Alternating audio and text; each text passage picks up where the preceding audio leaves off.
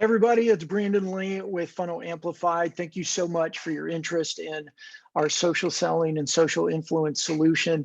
Hey, I'm going to go quickly. If you're watching this video, it means that we've had some sort of a conversation in advance and you know where we're going. So I'm going to move quick because your time is precious.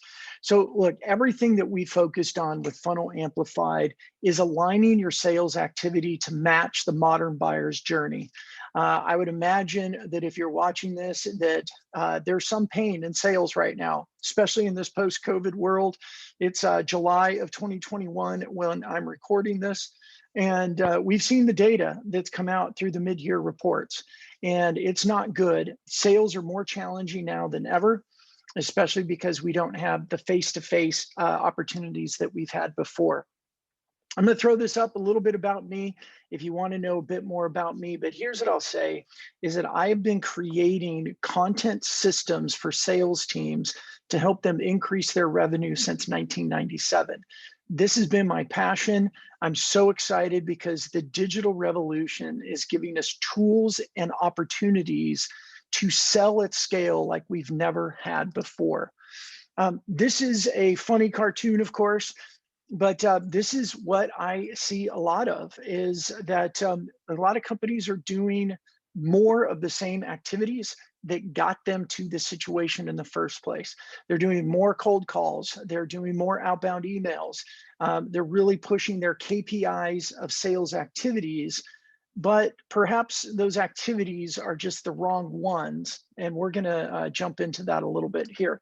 So I always like to be funny if I can, and here's my attempt at being funny, but it's with a purpose. Many of you have probably heard versions of this, but there's two people walking through a jungle and they come across a jaguar. And the first person looks at it and says, oh my gosh, we are super in trouble. We are encountering a jaguar. And he looks over and his friend is sitting there putting on his running shoes. And he says to him, what are you thinking? We can't outrun a jaguar. And the second guy says, I know I can't, but I definitely can outrun you. But okay, here's why I said this joke. I'll wait for you all to stop laughing because I know it was so hilarious. Here's why I said this joke. Right now is the time. Social organizations will dominate the airwaves. Social sellers will dominate. They just need to do it right.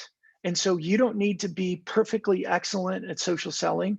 You just need to be better than your competition. And that's what we're going to teach you how to do. So I love this, this definition from one of our customers. Telestra is based out of Australia. They're a publicly traded company. And here's what I love about their definition. It's a platform for closing the distance. That's the way the entire organization sees social. It is a platform for closing the distance between the people on your team and those that you want to talk to.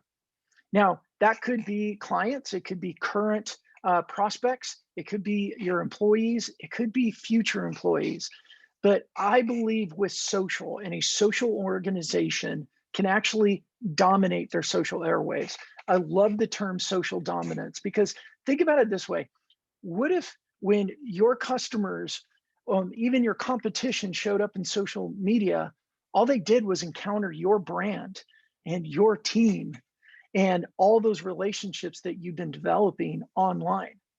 Think of it this way in a cocktail party. What if you've gone in, and I've done this in the past, we've brought so many people to a team to go own a room, fan out everybody, go build relationships, talk to people. We've talked over the years about you want to be known, you want to be liked, and you want to be trusted, because from that becomes conversations, and conversations are where business opportunities come from. When you look at social as an organization, as a platform for closing the distance between the people you want to talk to, then we can move ourselves into being socially dominant in our own industries. So a lot of times when I talk social media with people, they'll think likes or comments. They'll think about just amplifying messages and getting them out across more people to see. And we're going to address that because there is a little bit of an element of amplification. But look, when I talk to the C-suite, when I talk to the sales leaders and the marketing leaders, we need to talk about real tangible outcomes. So these are some of the strategic outcomes that we are accomplishing for our customers. We're helping them with overall visibility and recognition in their marketplace. Think again in my terms, social dominance. If you could own the social airwaves, achieving trusted advisor status with their clients and prospects. If your industry saw you as a source of research, they saw you as the go-to company, you would dominate your space.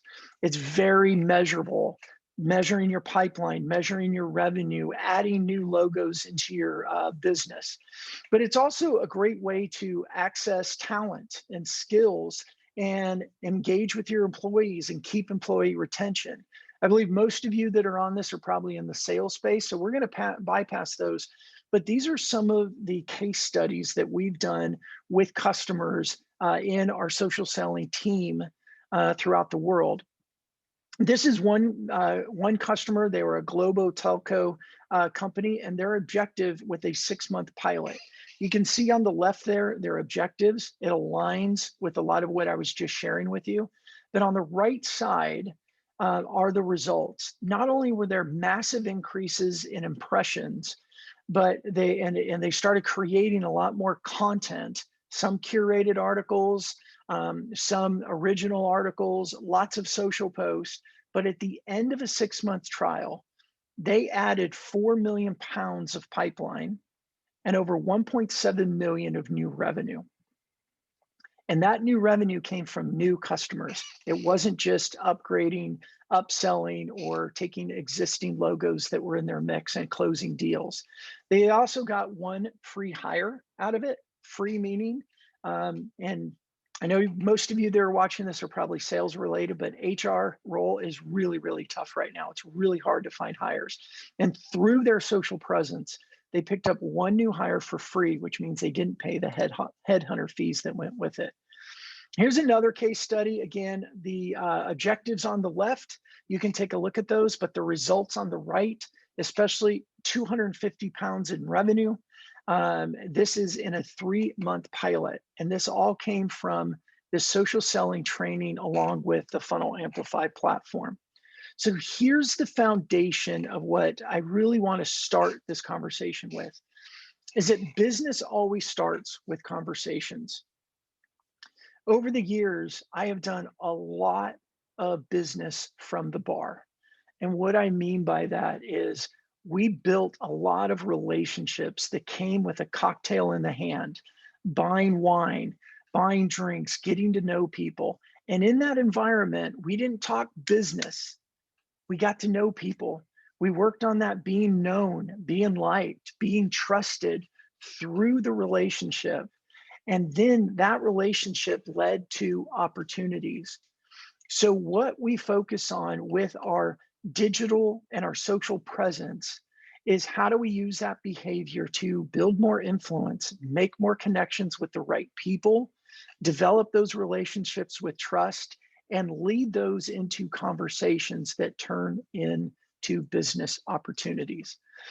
If you need any background on the value of digital and social media, hey, your buyers are on social media. These numbers just keep going up, but there's 4.3 billion people, over half the population, that are on social media. It's not a matter anymore of are my customers there? It's more of who's showing up to have conversations with those customers. At the very beginning of this presentation, I said on the very first slide, we want to align your sales activity to match the modern buyer's journey. Think about in your own businesses right now, how hard it is to get people on a phone, how challenging it is to get buyers early in their thought process, their decision-making process. We all want to be on the left side of this number, because what we do know about modern buyers is they're doing 70% of their research on their own. They're doing 70% of their research before they ever want to speak with a sales rep. Now, the data also suggests that buyers would love to talk to people, but they don't want to talk to somebody that's going to try and sell them something. What they want to talk with is people that want to help them make their decision, help them understand the challenge they're facing, the complexities of it. And they want to talk with people that are going to help them envision a solution to solve their problems or achieve their goals. And that data point in there from Forrester says that 74% of buyers said they ended up buying from the first sales rep or organization that added value to their research, help them envision their problem and create solutions. So really, we all want to be on the left side. We don't want to be available when a buyer decides they want to talk to us. We want to be in front of them and build that relationship with them before they ever get to that point. This is a way that we dominate. This is a way that we keep our competitors out of those conversations. We all know this. When we have solid relationships, it's very, very difficult for our competitors to get in because our relationship, the trust, the strength of that means so much to our buyers. And the buying team is getting more complex. Everybody has their own unique situations in their industries, but what we do know is that the buying team is getting larger. It's very rare for a single person to make a buying decision. There's usually teams of people. And not only are there teams of buyers or decision makers, but there's people on their team that influence each individual decision maker. If they're marketing, their sales, their HR, their C-suite, they have people on their team that are influencing them as well. So here's what's happening. The traditional methods, the way that we use to connect with people are getting canceled. We're running out of opportunities to go and meet with people. Part of it's COVID, part of it is as we move out of COVID, more and more companies are realizing that people want to work from home. They don't want to travel as much. They're changing the way that we do work. And it's only going to get more difficult if we're doing our traditional cold calling, cold email, all of those outbound activities that we're trying to turn into opportunities that honestly are not working nearly as well as they used to. So let's think about social selling and social media. I know there's a lot of folks out there that think social selling is great in theory. Maybe they've tried a few things and they said social media doesn't work. I do know there's a lot of LinkedIn trainers out there. There's a lot of these so-called social media experts that are training people on things like, I just saw a LinkedIn expert the other day that said, post things, and when someone likes your post, wait a few days and then cold call them. That doesn't work. And if you've done activities like that and then came to the conclusion that social selling doesn't work, I am going to take this opportunity to try and change your mind. So let's say that you have a choice and you need to get to the airport. You have option A and you have option B. Which one of these would you choose? You've got this really cool looking, Ferrari, Lamborghini, or you have an old classic Model A. Which would you choose? Now, what I'm going to tell you is that option A, the cool Lamborghini, that was actually a prototype car. And honestly, it was just the shell. It didn't even have an engine. The Model A, however, was fully functional.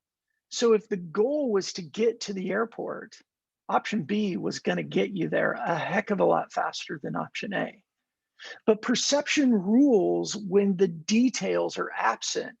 And that is completely and absolutely applicable into social media. Now, I know this is a little bit of an extreme case, a little bit of hyperbole, but a lot of profiles look like the one on the left, or they look like a sales rep who's trying to get a job, or it's just a salesperson that says things in there like, I've been on President's Club 5 years in a row, and they position themselves as this awesome salesperson. Let me ask you this question. Do your customers want to be in relationship with salespeople? Or do they want to be in relationship with somebody that helps them solve their problems? If we're using social to develop new relationships, and we're using social to strengthen existing relationships, we got to think about how we present ourselves. So on the right, we have Catherine Cole's profile. She has an amazing keyword optimized profile, but more importantly, she tells a story. She tells a story of her career. It showcases her expertise, her experience, who she is as a person. I mean, our LinkedIn profiles are a 24-hour day window so that people can look and see who we are and make that really quick determination. Is this somebody that I like? Is this somebody that I could trust? Because that's what our profiles provide for us at mass scale. Now, this is a profile for Adrian. Adrian Spink is he's out of the UK, and look at his headline up here, right? I'm a slightly grumpy Northern Luddite who luckily leads a brilliant team of IT transformation consultants. Okay, I'm gonna admit, I didn't know what Luddite meant. I heard the term before, but I had to look it up. So if you're like me, a Luddite is somebody that doesn't believe in technology. Think of like the Amish are Luddites, right? So he's a grumpy Luddite that leads an IT team. It's kind of funny, right? It's what I like about Adrian's profile is that it makes you want to move towards him. You think, oh my gosh, this might be somebody that I could have a laugh with. This might be somebody I'd enjoy having a conversation with. And I'm going to pause there and have us all think about those networking events, those cocktail parties, the conversations that happen in a bar. Have any of you experienced those networking events, the person that walks around and just hands their business cards to everybody? How effective was that, right? When I'm at networking events, I have two back pockets. My right one is keep, follow up, I want to talk to them. My left one is don't bother, throw it out as soon as you get back into the room or back to my house or back to my office, whatever it may be. In those networking events also, we make quick decisions of people and how they approach us, the conversations we have. If somebody tries to sell us without relationship in a networking event, how do you respond, right? We start moving ourselves back. We start trying to get away from them. Nobody wants to be sold. So when our profile looks like a salesperson instead of somebody who's a human, the difference is people that move towards us, want to connect with us, want to engage with us. They let their guard down. They're not worried about us being a hardcore salesperson versus the profile that says, I've been in the President's Club 5 years in a row and I'm a great sales rep. So I want to take you back. Most everybody, we had Psychology 101 in college, and maybe even studied this in high school, but Gestalt thinking. And it's very simple. When everything looks alike, everything gets lumped up into one. So when you look at this, did you see 16 individual circles or did you see a square? Most likely you saw a square. And if that was your pool of people to select, everybody in there's got a 1 in 16 chance of being selected, but really they all look alike. There's no distinguishing factor. But take this scenario. Now you have 15 circles and you have a zebra. Which one stands out, right? Obviously the one on the right. And now the one on the right gives us a 1 in 2 opportunity of being selected because those other 15, they just get lumped up into one big category. So as we are looking at social media, as we look at our profile, just as a starting point, right? What does your story say to the person that's looking in on your profile and thinking about engaging with you, connecting with you, accepting a connection request that you sent to them? Do they look at your profile and go, oh my gosh, this is a salesperson, and not accept your connection? Or do they look at your profile and go, oh my gosh, this is somebody I'd want to have a beer with. This is somebody I'd want to have, talk with. This is somebody I'd talk to at a cocktail party, right? In this case, Adrian's profile is completely optimized, but it goes all the way down into his first job. I know in my case, my first job was a paper route. I mean, I also pushed my mower up and down the street. After I mowed our yard, I'd go up and down the street and ask people if they wanted their yard mowed. I put that in my profile. Just today, I had somebody send me a message on LinkedIn because in my about section, I talk about Manchester United. Actually, no, I talk about the English Premier League. And I got a message from somebody that said, Brandon, English Premier League, I love it. So Man City or Man United? It opened up a connection point. It opened up an opportunity to build a relationship that had nothing to do with Funnel Amplified. It had nothing to do with sales and had everything to do with being a human. So all the way down through our profiles, we need to know that people are looking at this and people make decisions to work with people that they like, that are like them, that they trust, that are approachable, not somebody that looks like a sales rep. Now let's talk about your network and see, how well connected are you? The average person on LinkedIn right now has about 930 connections. There's about 60% of people on LinkedIn that have over 1,000.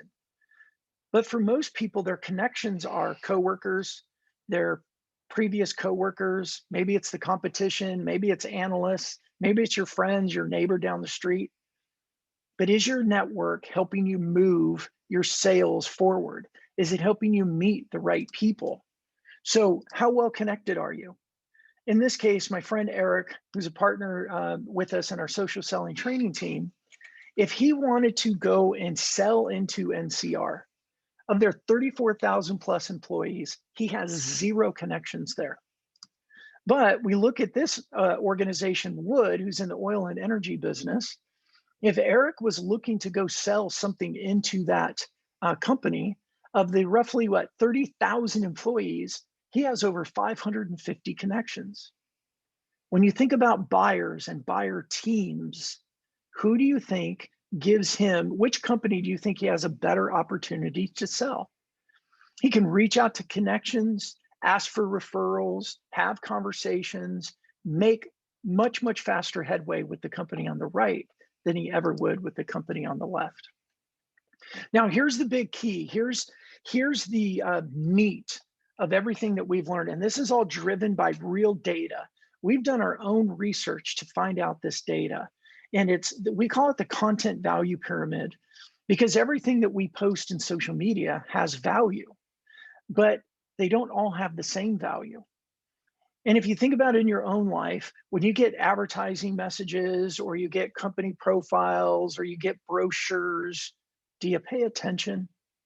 Does anybody really want to read your brochure information? Generally, they don't want to know the brochure type information until they have a relationship, until they know who you are, until they, what's the old saying? People don't care what you know until they, oh gosh, I just blanked on it and I say it all the time. They don't care what you know until they know that you care. So let's take a look at the different types of post. This is a post, again, I'm using Eric.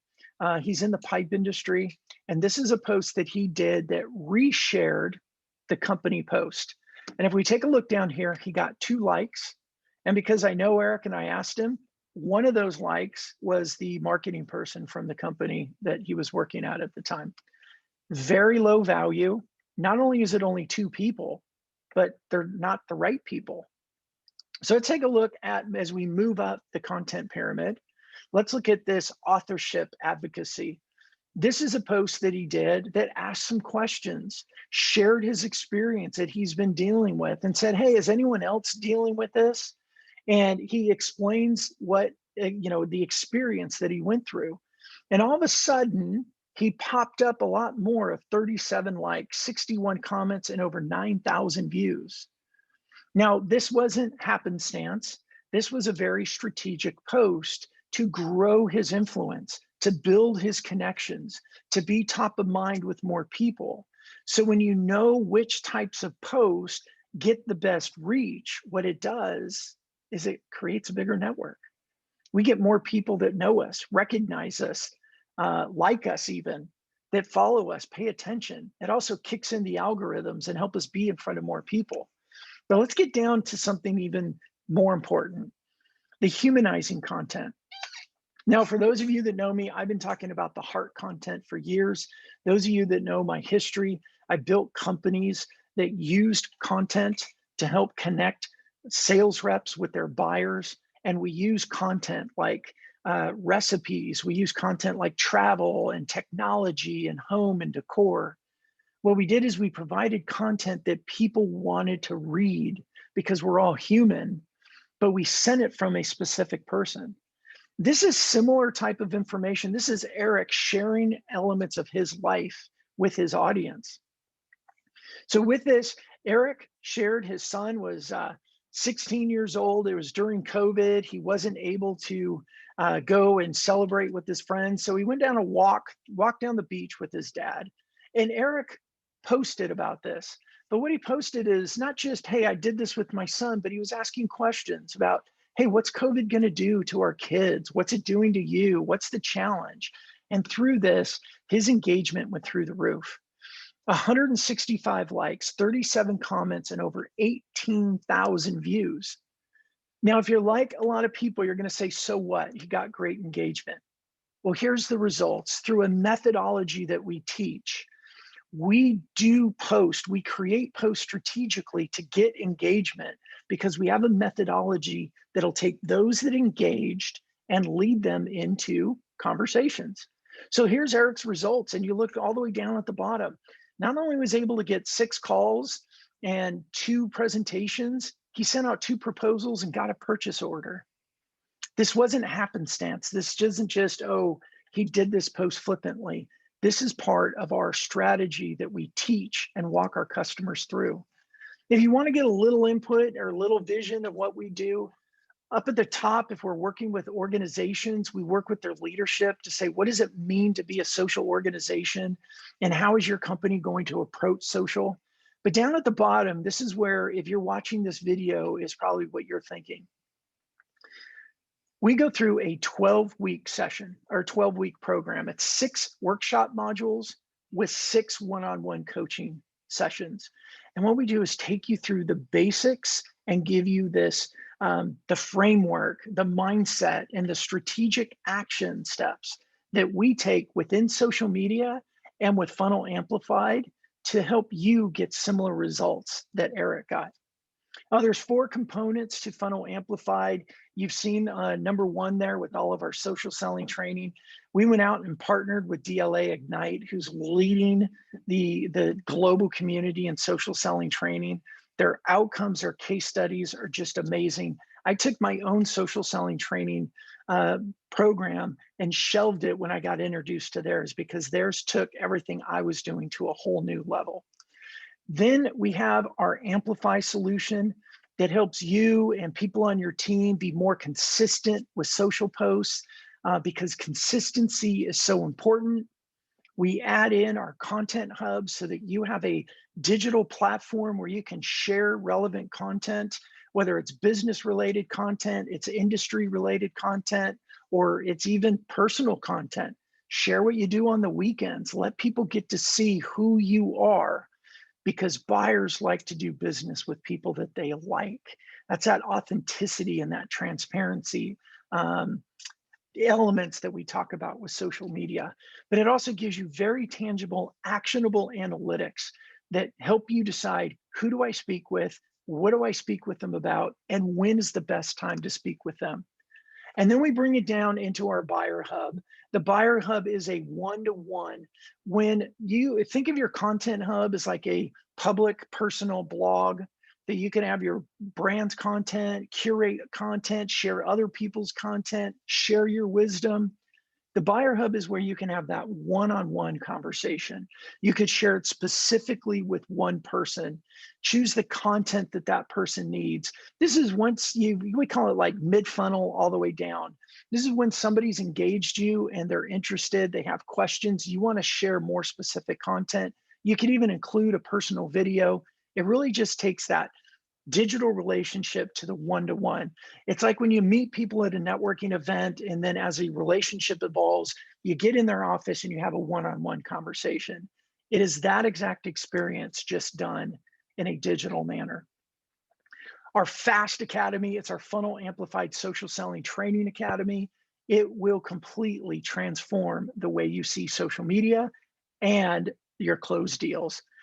So a lot of times we get asked, what do we mean by actionable analytics? Well, out of your content hub, when people visit your content hub, we're helping you see who they are, what companies do they work with, What content are they reading? How much of the content are they reading? And then with the buyer hub, we take it even deeper in that. You'll know specifically who's coming into your buyer hub because you're sharing the link with them. You're going to know when they clicked it, what they're reading, how much they're reading. Our algorithm on the back end is giving you buyer intent data. It's also giving you notifications like, you need to call this person like today because they're hot, they're ready, they've been reading your information. We have a lot of integrations. Some of these tools might be tools that you're using currently in your organization. If you're using email tools like Cadences, like SalesLoft or inside HubSpot or Salesforce or others, we have deep integrations with those. And of course, we have the integrations with Vidyard and Loom for video. And, Canva, I am not a graphic designer, but I tell you what, Canva makes me look a lot better than I did before I ever used Canva. So everybody, social selling is where everything is going. Digital-based relationship building is where you will close more deals, build more influence, and totally own the social airwaves in your industry. I fully believe it, and our data supports it. So I want to thank you for taking the time. I told you I was going to move fast, and I did. If you need to go back and watch any of it, please do. If you want to have a personal one-on-one conversation with me, please let me know. Reach out to me an email, phone. At the very beginning, I had my LinkedIn account. I have my Twitter account. Likely, if you're watching this, you and I have engaged before. Just let me know, and I'd be glad to answer all your questions and help you become a social seller and become the #1 sales rep in your organization. I fully believe it. All right, everybody. Thanks so much. Have a wonderful day. I look forward to talking to you soon. Take care.